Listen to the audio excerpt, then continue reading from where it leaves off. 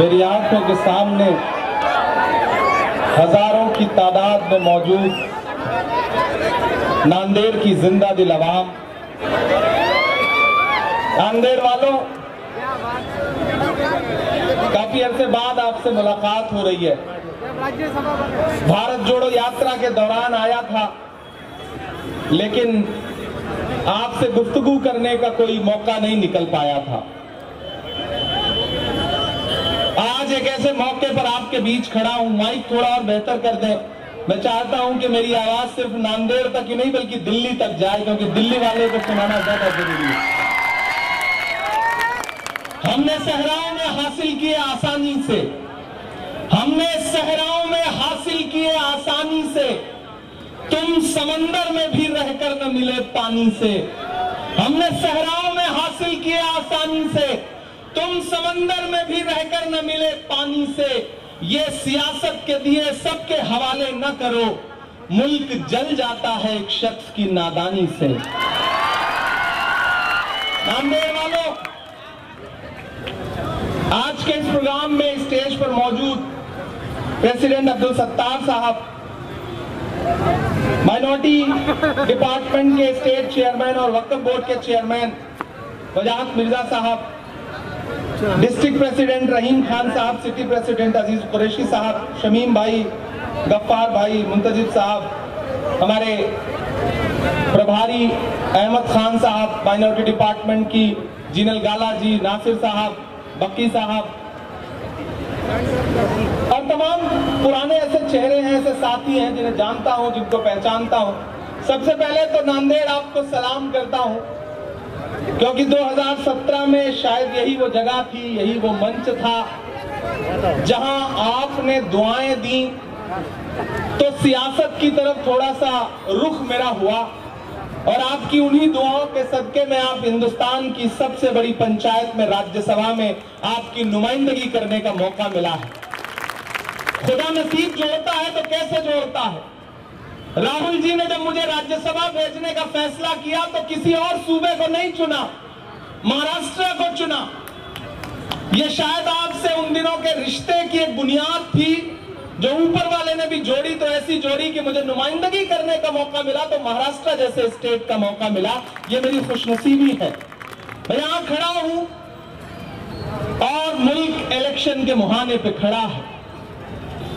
आने वाली 26 तारीख को आपको अपने घरों से बाहर निकलना है, ईवीएम की कतारों में खड़ा होना है और न सिर्फ नांदेड़ के मुस्तकबिल का फैसला करना है बल्कि हिंदुस्तान के मुस्तकबिल का भी फैसला करना है। एक तरफ वो ताकतें खड़ी हैं जो दिल्ली की गद्दी पर पिछले 10 साल से बैठी है, जिनका हर कैंडिडेट एक ही बात कह रहा है, चाहे वो अनंत हेगड़े हो, चाहे वो ज्योति मिर्धा हो, चाहे वो लल्लू सिंह हो, वो बस एक ही बात कह रहे हैं कि ये जो डॉक्टर बाबा साहब अंबेडकर जी का लिखा हुआ संविधान है वो इसको बदलना चाहते हैं। डॉक्टर बाबा साहब अंबेडकर के संविधान को बदलना चाहते हैं, और एक तरफ वो ताकतें खड़ी हैं जो ये कह रही हैं, राहुल गांधी कह रहे हैं कि हम अपनी आखिरी सांस तक हिंदुस्तान के आईन को बदलने नहीं देंगे। मेरी नई नस्लों, यहां बड़ी तादाद में नई नस्ल खड़ी है, मेरे बुजुर्ग खड़े हैं। जहां तक नजर जा रही है नांदेड़ की आवाम ही आवाम है। आसपास के इलाकों से भी, बसमत से, भोकर से और सारे इलाकों से भी लोग आए। डाइस पे बड़ी तादाद में लोग हैं। जितना आजकल भाजपा की रैलियों में भीड़ होती है उतना तो यहाँ डाइस पे मौजूद है। ये हवा है, ये लहर है।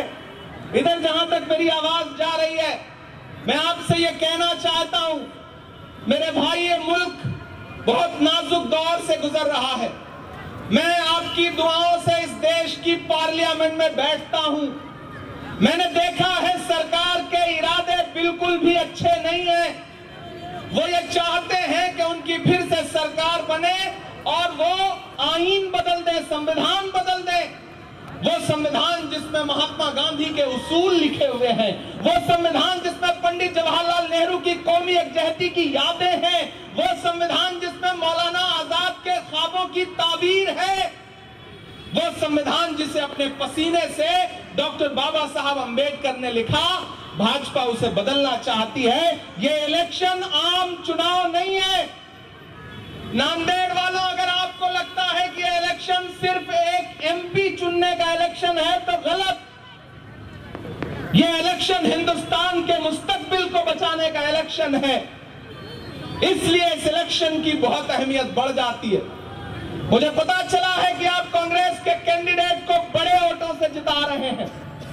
कहीं कोई शको सुबह की गुंजाइश नहीं है, लेकिन मैं भी अपना फर्ज अदा करने चला आया हूं, क्योंकि मैं जानता हूं नांदेड़ मुझसे बहुत मोहब्बत करता है और मैं नांदेड़ से बहुत मोहब्बत करता हूं।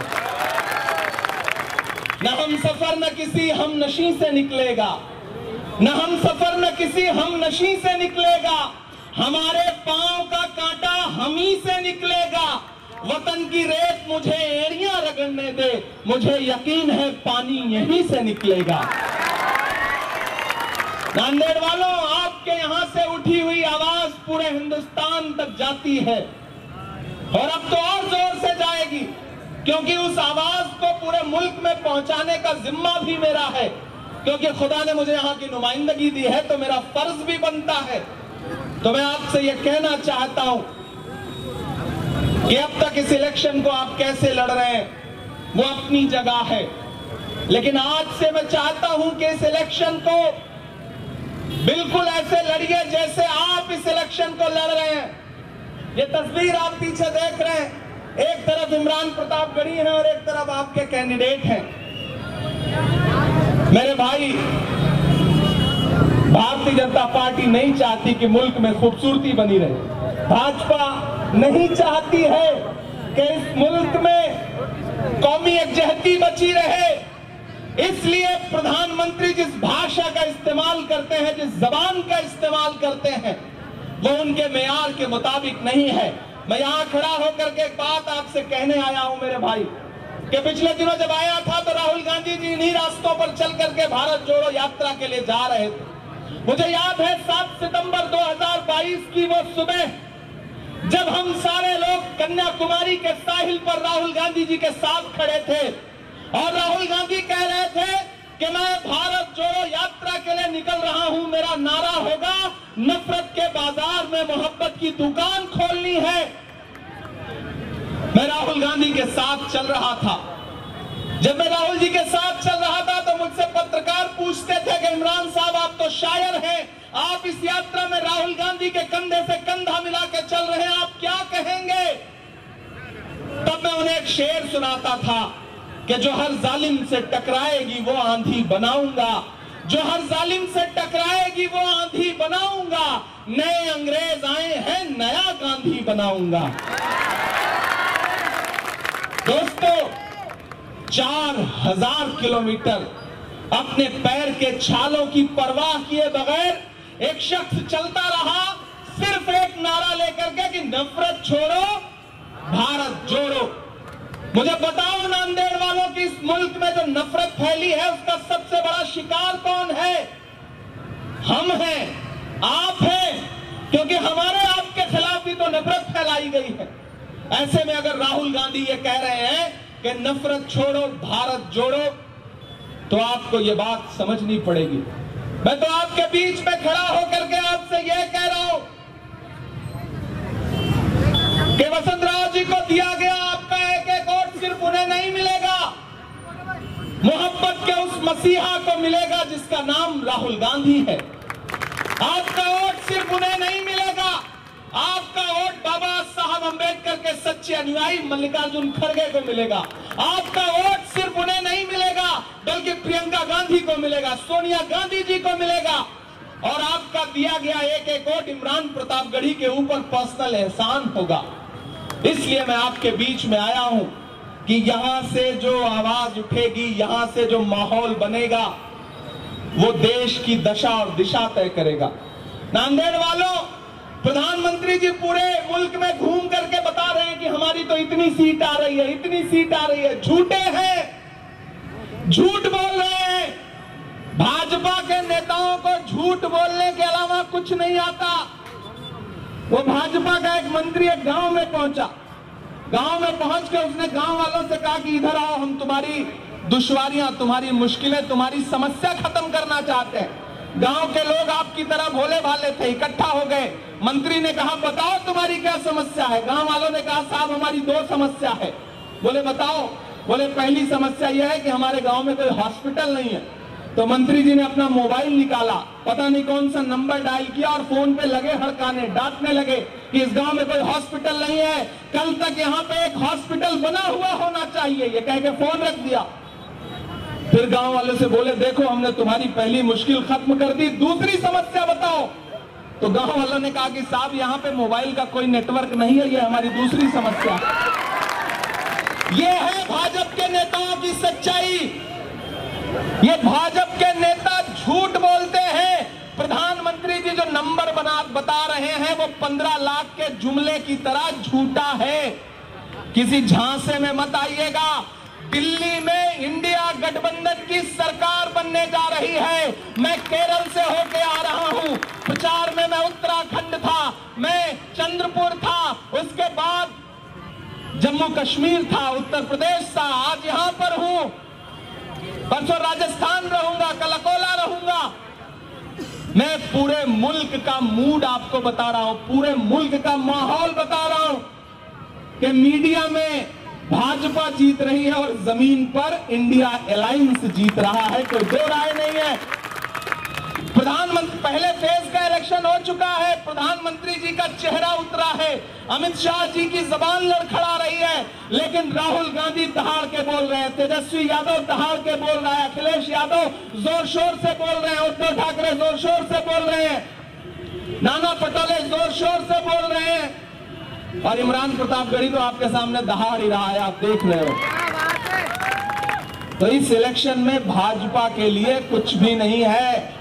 मैं तो प्रधानमंत्री जी से कहूंगा कि प्रधानमंत्री जी मुझे पता है अभी आपने झूठ बोलना शुरू किया है, एक आध फेज का और इलेक्शन होगा तो हो सकता है आप किसी मीटिंग में रोने भी लगे, क्योंकि आपको अदाकारी बहुत अच्छी आती है। अमिताभ बच्चन फेल है प्रधानमंत्री जी के सामने, एक्टिंग तो भाई कमाल का करते हैं वो।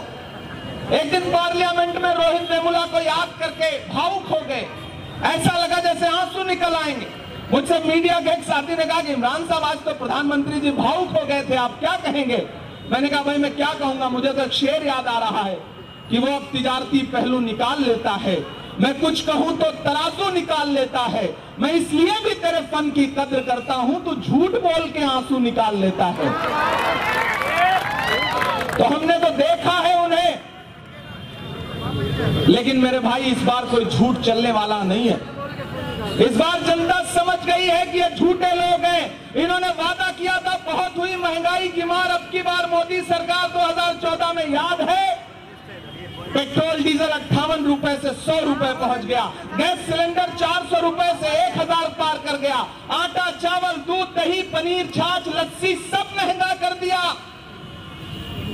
अरे ये फिल्में टैक्स फ्री करने वाले भाजपा के लोग कफन तक पर टैक्स लगाते हैं, जीएसटी लगाते हैं, ये है भाजपा की सच्चाई। हमने जब पार्लियामेंट में आवाज उठाई तो एक साथ 146 मेंबर ऑफ पार्लियामेंट सस्पेंड कर दिए गए, उनकी जबान बंद करने की कोशिश की गई, लेकिन मैं डरा नहीं, मैं झुका नहीं, कहीं छुप छुपा के खड़ा नहीं।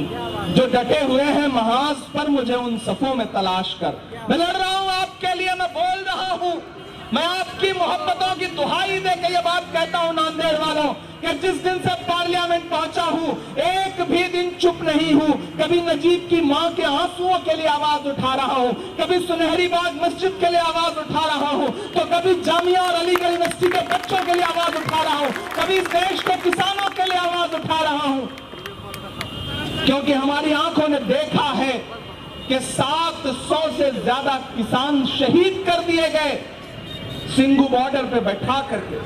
कीमत तो बहुत बढ़ गई शहरों में धान की, लेकिन विदा न हो सकी बेटी किसान की। मौका मिला तो लोगों ने कुर्सी के वास्ते तस्वीर ही बिगाड़ दी हिंदुस्तान की। नांदेड़ वालों, हम एक मुश्किल लम्हे में खड़े हैं और इस मुश्किल लम्हे में एक एक सीट एक एक वोट की अहमियत बहुत बड़ी है।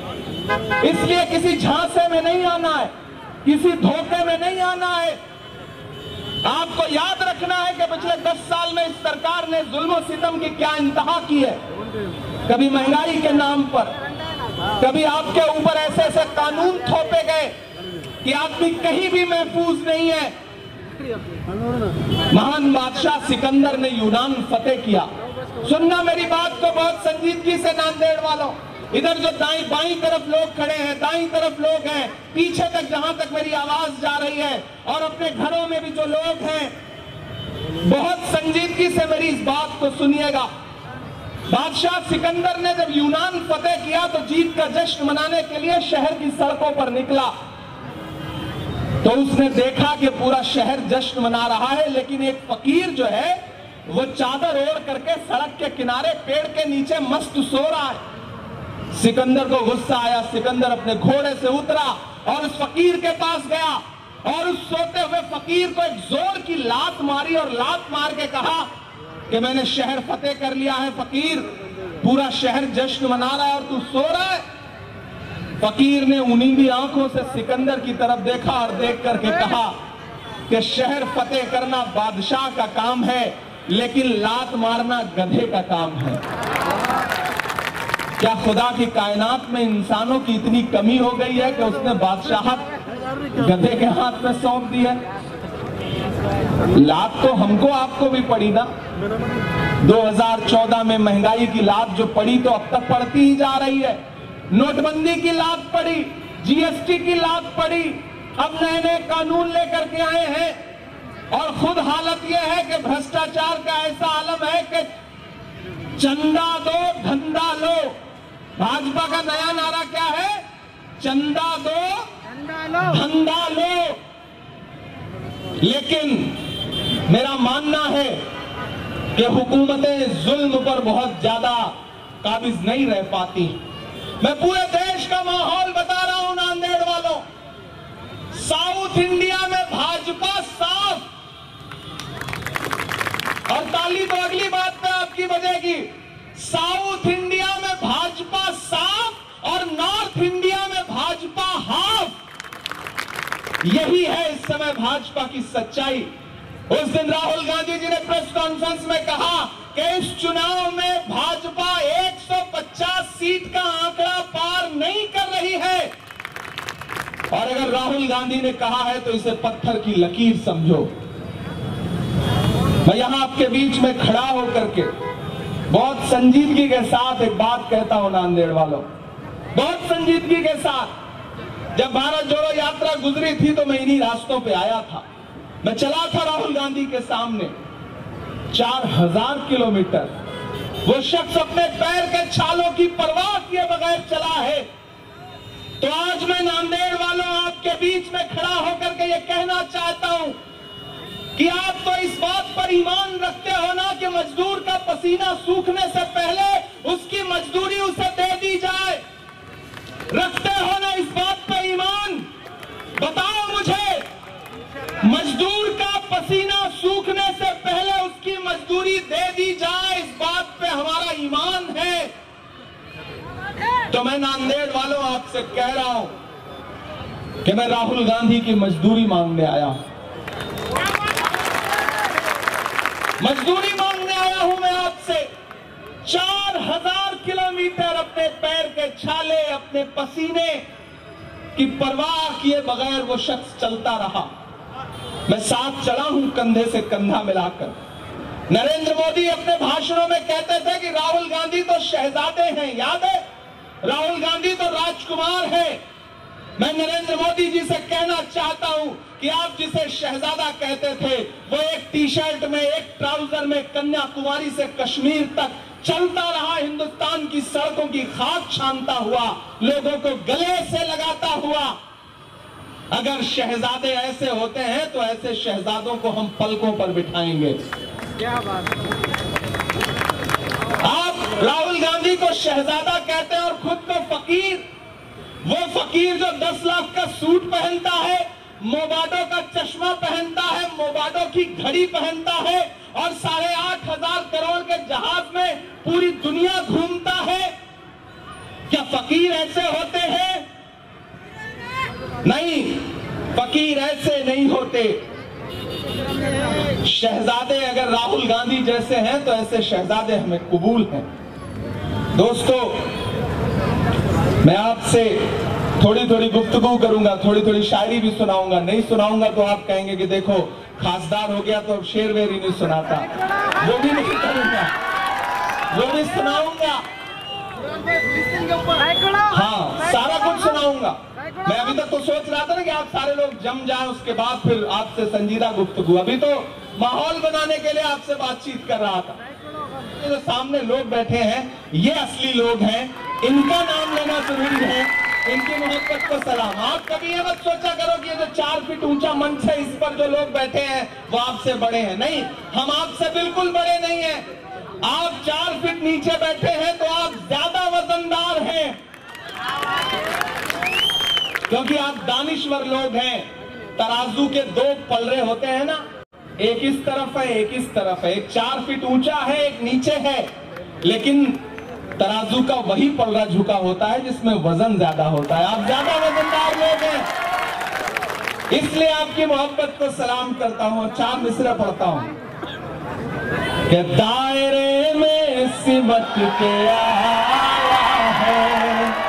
मुझे लगना चाहिए कि वही नांदेड़ है जिसे मैं छोड़ के गया था, वही नांदेड़ मुझे दिखना चाहिए पीछे तक कि दायरे में सिमट के आया है, हर रवायत से हट के आया है। आंधियों को जरा खबर कर दो, अब तैयार है ना? आंधियों को जरा खबर कर दो, शेर वापस पलट के आया है, शेर वापस पलट के आया है। इलेक्शन सिर्फ वोट देने का नाम नहीं है, सपोर्ट देने का भी नाम है, हौसला देने का भी नाम है। अब जो कैंडिडेट है इन्हें हौसला दीजिए, इनका समर्थन करिए। एक एक आदमी ऐसे इस इलेक्शन को लड़े जैसे खुद चुनाव में खड़ा हो, क्योंकि अभी नहीं तो कभी नहीं। अगर इस बार चूक गए तो जरूरी नहीं कि आने वाले दिनों में हिंदुस्तान में इलेक्शन हो या ना हो, इसकी कोई गारंटी नहीं ले सकता। संविधान बदलना चाहते हैं वो, मुद्दों पर बात नहीं करेंगे, मुद्दे हटाएंगे। मैं तो पार्लियामेंट में हूं, वहां भी सवाल पूछता रहता हूं जब मेरे सामने पड़ते हैं। मैं तो उनसे पूछ रहा हूं पूरे मुल्क में कि कहां सोया है चौकीदार। इधर जो लोग हैं इन सबकी शिरकत हो कि कहां सोया है चौकीदार, कहां सोया है चौकीदार। गैस सिलेंडर की कीमत भी 1,000 के पार, कहां सोया है चौकीदार, कहां सोया है चौकीदार। कि चाय बेचने वाला पूरा भारत बेच रहा है। सच्चे मिसरे हैं ना? अगर सच्चे मिसरे हैं तो पहुंचाओ इन्हें दिल्ली तक। मैं फिर से पढ़ता हूं कि चाय बेचने वाला पूरा भारत बेच रहा है, इसी काम में हासिल उसे महारत बेच रहा है। कि रेल बिक गई, तेल बिक गया, बिका हवाई अड्डा। और अगली जो लाइन है ना उसमें एक नाम आएगा, वो नाम अगर दिल को मजा दे तो फिर उसी तरह से सुन के बताइएगा कि रेल बिक गई, तेल बिक गया, बिका हवाई अड्डा।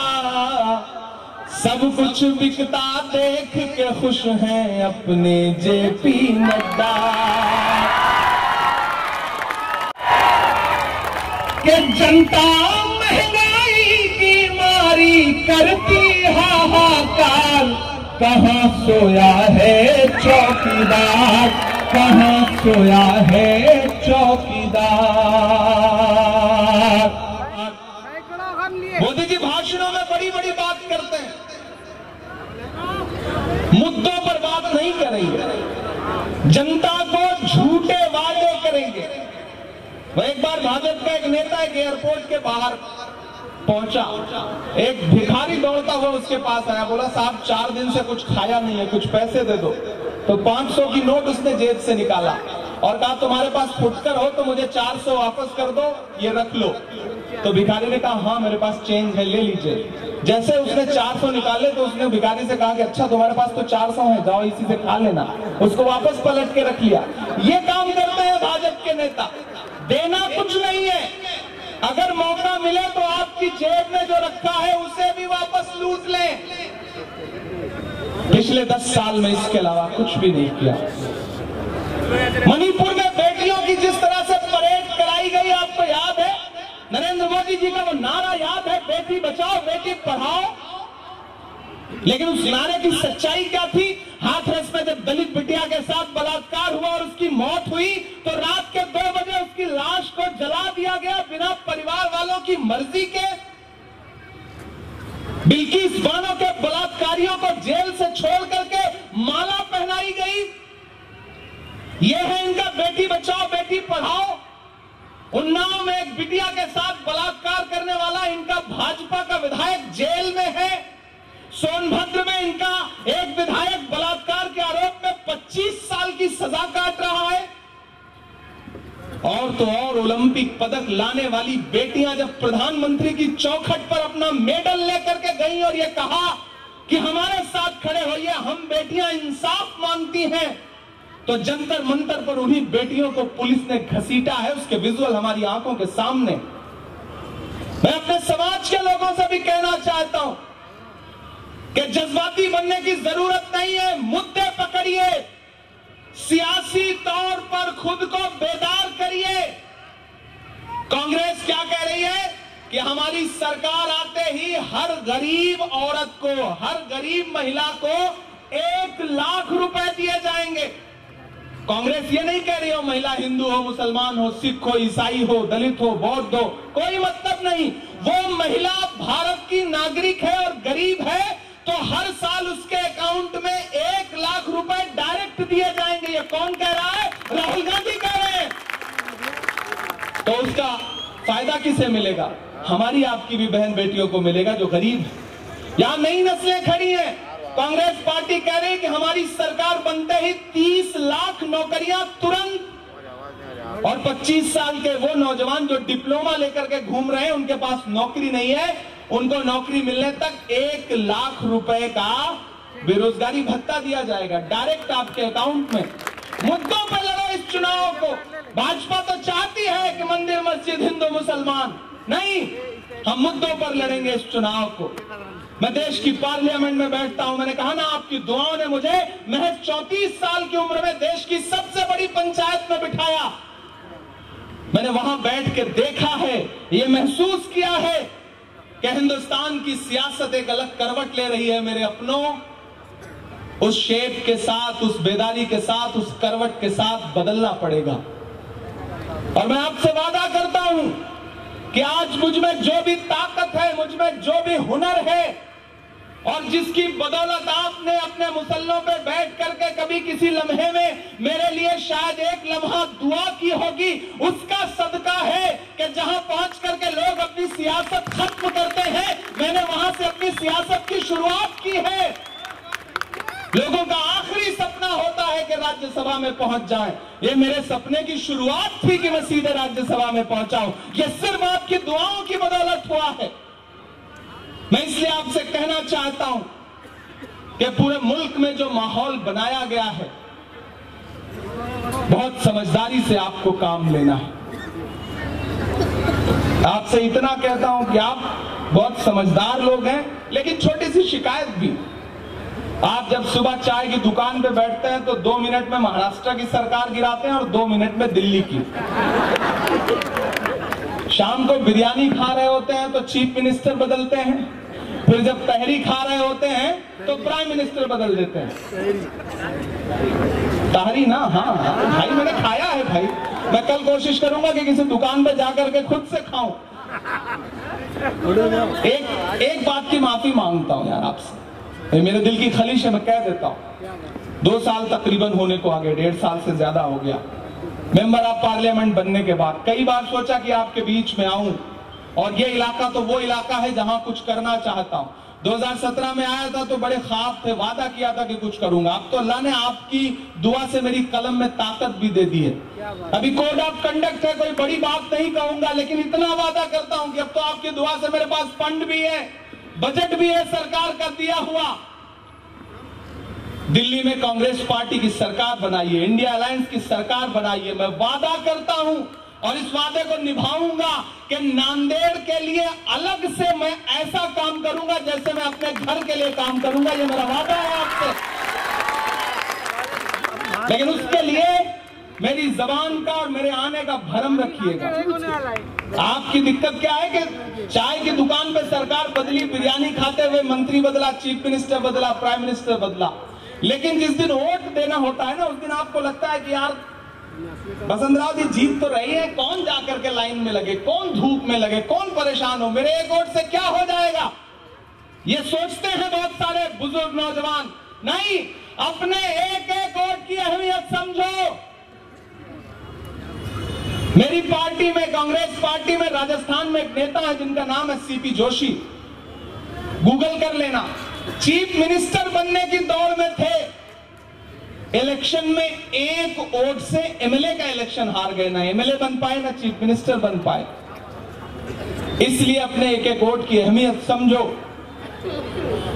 तुम्हारे हाथों में जो ईवीएम का बटन दबाने की ताकत है एक वोट की, ये उसी तरह है जिस तरह अबाबीलों के पंजों में वो कंकर था, वो भी जुल्म के खिलाफ उठा था, चला था। आप भी जुल्म के खिलाफ निकलो और अपनी ताकत का इस्तेमाल करो। लोग खरीदना चाहेंगे, डराना चाहेंगे, धमकाना चाहेंगे, लेकिन जब धमकाना चाहें, डराना चाहें, बांटना चाहें तो उनसे इतना ही कहना कि मत समझना डराने से डर जाएंगे, मत समझना डराने से डर जाएंगे, अब के सारी हदों से गुजर जाएंगे। मौत के नाम का खौफ देता है क्यों, मौत के नाम का खौफ देता है क्यों, मौत जिस रोज आएगी मर जाएंगे। मत समझना डराने से डर जाएंगे। हमने ज़मज़म दिया, आब गंगा दिया, हमने ज़मज़म दिया, आब गंगा दिया, तुमने भारत को दंगा ही दंगा दिया। और अगले जो 2 मिसरे हैं, यहां से वहां तक कोई हाथ खामोश नहीं रहेगा उन 2 मिसरों पे कि हमने ज़मज़म दिया, आब गंगा दिया, तुमने भारत को दंगा ही दंगा दिया, तुमने एक रंग के ख्वाब देखे मगर, तुमने एक रंग के ख्वाब देखे मगर, हमने हिंदुस्तान को तिरंगा दिया। ये तिरंगा नांदेड़ वालों आपकी धड़कनों की तर्जुमानी है इन मिसरों में कि ये तिरंगा बदन पर लपेटे हुए, ये तिरंगा बदन पर लपेटे हुए, एक दिन इस जमीन में उतर जाएंगे। मत समझना डराने से डर जाएंगे, अब के सारी हदों से गुजर जाएंगे, ना इधर जाएंगे ना उधर जाएंगे, बन के खुशबू फजा में बिखर जाएंगे। मेरे भाई, मैंने कहा ना, ये चुनाव बहुत बहुत बहुत अहम चुनाव, बहुत अहम चुनाव है।